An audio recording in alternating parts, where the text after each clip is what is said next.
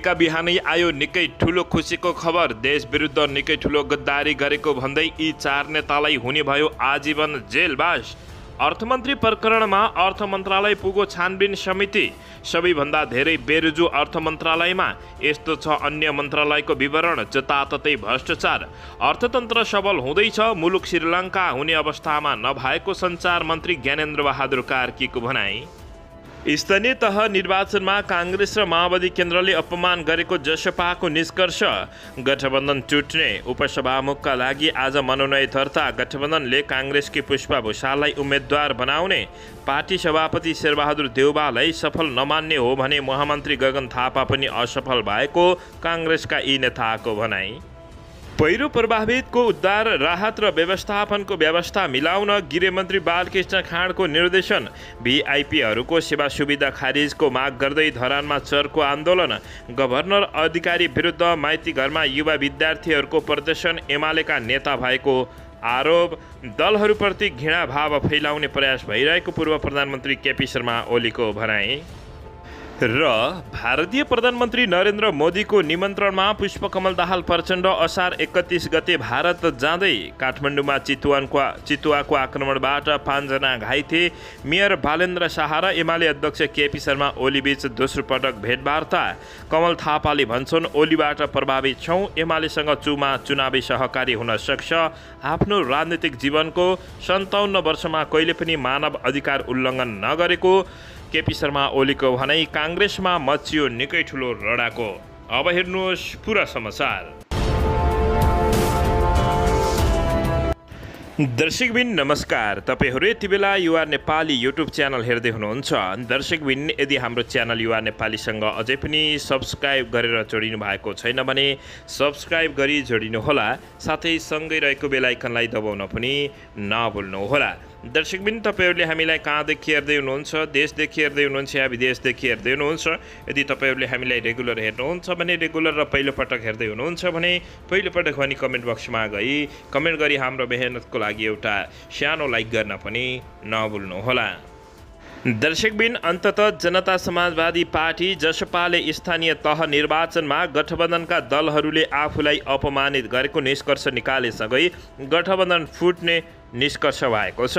वीरगन्जमा जारी केन्द्रीय समिति बैठकमा भएको स्थानीय तह निर्वाचनको समीक्षामा गठबन्धनमा रहेका 5 दल मध्ये खास गरी नेपाली काङ्ग्रेस र नेकपा माओवादी केन्द्रले हेप्ने, अपमान गर्ने लगायतका क्रियाकलाप गरेको निष्कर्ष निकालेको छ। समीक्षा प्रतिवेदनमा उल्लेख छ केन्द्रीय समितिको यस्तो सम्मानपूर्ण समानुपातिक व्यवहार अधिकांश ठाउँमा जिल्ला समितिहरूका बीच रहन सकेन। हाम्रा नेता तथा कार्यकर्ताले अत्यन्तै अपमानित, तिरस्कृत र हेपिएको महसुस गर्नुपर्ने अवस्था रह्यो। यस्तै निर्वाचनमा काङ्ग्रेस र माओवादी केन्द्र इमान्दार नभएको पनि आरोप जसपाले लगाएको छ। मापदण्डमा ठिकै कुरा उल्लेख गरिएको भए पनि नेपाली काङ्ग्रेस र माओवादी केन्द्रका बीचमा अलग्गै तालमेल हुने र अरू दललाई तिरस्कार वा व्यवस्था गर्ने सम्भावनातर्फ हेरिएन उनले बताएका छन्। प्रतिवेदनमा उल्लेख छ जब यस्तै व्यवहारमा यस्तो अनुभव भयो समय बितिसकेको थियो। काङ्ग्रेस र माओवादी केन्द्रले यस्तो व्यवहार गर्नुमा आफ्ना नेता तथा कार्यकर्ताको पनि कमजोरी रहेको जसपाले स्वीकार गरेको छ। यो सँगै लगभग गठबन्धन टुट्ने पक्का जसपाले गरेको जानकारी प्राप्त भएको छ। दर्शकबिन यसैबीच यता तत्कालीन अर्थमन्त्री जनार्दन शर्माले बजेटमा करको दर हेरफेरका सम्बन्धमा गठित छानबिन समिति अर्थ मन्त्रालय पुगेको छ। बुधबार संसदीय विशेष छानबिन समितिले अर्थ मन्त्रालयमा स्थलगत अवलोकन गरेको छ। निरीक्षणका क्रममा सीसीटीभी कहाँ तथा कुन कार्यकक्षमा जडान गरिएका तथा सीसीटीभीको संरचना र नियन्त्रण कसरी गरिएको छ भन्ने सम्बन्धमा समितिले जानकारी लिएको छ। मङ्गलबार बसेको छानबिन समितिको बैठकले बिहिबार भित्र अर्थ मन्त्रालयका सीसीटीभी फुटेज र बजेट निर्माण प्रक्रियाका कागजात उपलब्ध गराउन निर्देशन दिएको छ। अर्थमन्त्री रहेका जनार्दन शर्मालाई यति बेला अप्ठ्यारो पर्ने देखिएको छ। दर्शकबिन यसैबीच यता अर्थ मन्त्रालयमा सबैभन्दा धेरै बेरुजी भएपछि जताततैबाट चौतर्फी आलोचना समेत अर्थ मन्त्रालयले खेप्नु परेको छ।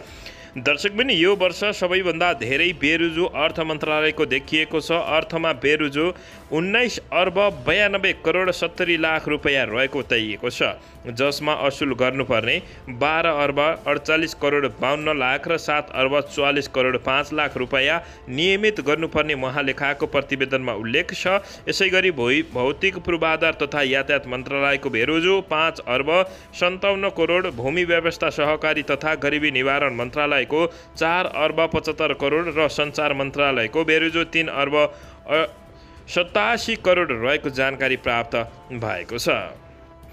दर्शकबिन यसैबीच यता सञ्चार तथा सूचना प्राविधि मन्त्री ज्ञानेन्द्र बहादुर कार्कीले मुलुक श्रीलङ्का जस्तो हुने अवस्थामा नरहेको बताएका छन्। नेपाली काङ्ग्रेस केन्द्रीय कार्य समितिको बैठकमा केन्द्रीय सदस्य समेत रहेका मन्त्री ज्ञानेन्द्र बहादुर कार्कीले अमेरिकी आर्थिक सहायता मिलेनियम च्यालेन्ज कर्पोरेसन MCC परियोजना सदनबाट पारित भएपछि वैदेशिक सहयोग र आर्थिक अनुदानमा सकारात्मक प्रभाव भइरहेको बताएका छन्। केही समस्या छन्, तर सुनियोजित रूपमा जसरी श्रीलङ्काको बाटोमा गइरहेको छ भन्ने श्रीलङ्का हुने अवस्था छैन। उनले भने प्रधानमन्त्री शेरबहादुर देउबाको अन्तर्राष्ट्रिय विश्वसनीयता लगानी मैत्री नीति सकारात्मक उन्मुख रहेको बताउँदै कार्कीले भने केही अर्थतन्त्रमा समस्या नभएका होइनन्, ती समस्यालाई हामीले सबल अर्थतन्त्रतर्फ अगाडि बढाउने उनले बताएका छन्। उनले रुस र युक्रेन बीचको युद्धको प्रभाव विश्वभरमा फैलिएको र अमेरिका जापान लगायतका मुलुकमा पनि मूल्यवृद्धि भइरहेको समेत उनले जानकारी दिँदै अन्ततः अर्थतन्त्र सबल हुँदैछ, मुलुक श्रीलङ्काको बाटोमा हिँड्ने अवस्था नभएको सञ्चार मन्त्री ज्ञानेन्द्र बहादुर कार्कीले बताएका छन्। दर्शकबिन यसैबीच यता माओवादी केन्द्रका अध्यक्ष पुष्पकमल दाहाल प्रचण्डलाई भारतीय प्रधानमन्त्री नरेन्द्र मोदीको पार्टीले निम्ता गरेपछि भारततर्फ जाने भएका छन्। नेकपा माओवादी केन्द्रका अध्यक्ष पुष्पकमल दाहाल प्रचण्ड दिल्ली जाने भएका हुन्। प्रचण्ड शुक्रबार भोलि अर्थात् दिल्ली जाने भएका हुन्।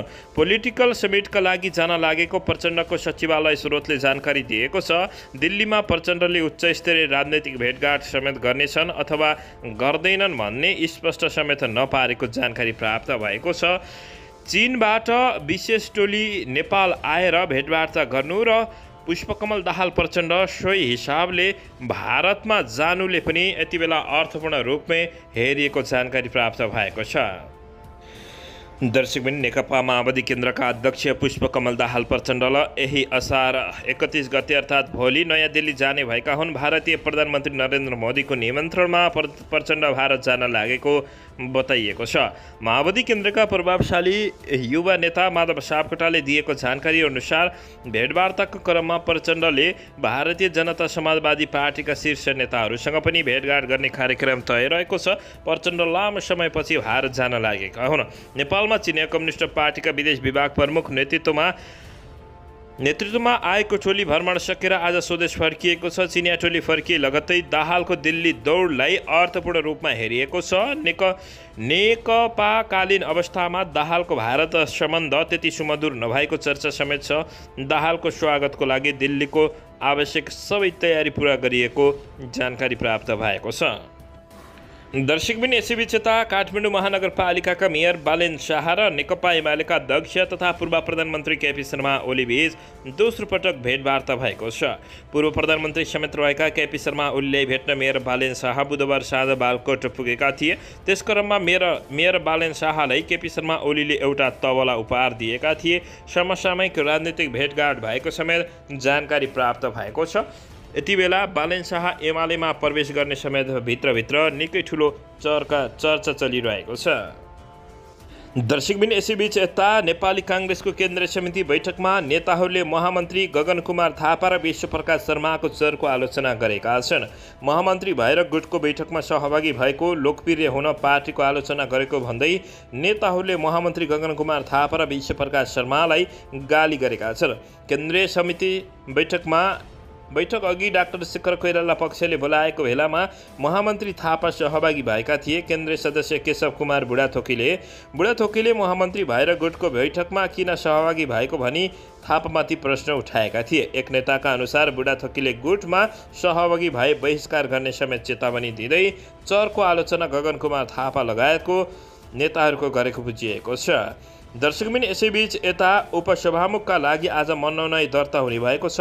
गठबन्धनले काङ्ग्रेसकी पुष्पा भुषाललाई उठाउने जानकारी प्राप्त भएको छ। प्रतिनिधि सभामा रिक्त रहेको उपसभामुखका लागि आज बिहान 11 बजेदेखि दिउँसो 1 बजेसम्म मनोनयन दर्ताको कार्यतालिका रहेको छ। उम्मेद्वारको सूचनाको दर्ता क्रमानुसार सूची प्रकाश आज नै हुनेछ भने मतदान भोलि हुने जानकारी प्राप्त भएको छ। यसैबीच सत्ता गठबन्धनले नेपाली काङ्ग्रेसकी सांसद पुष्पा भुषाललाई प्रतिनिधि सभाको उपसभामुखको उम्मेद्वार बनाउने निर्णय गरेको छ।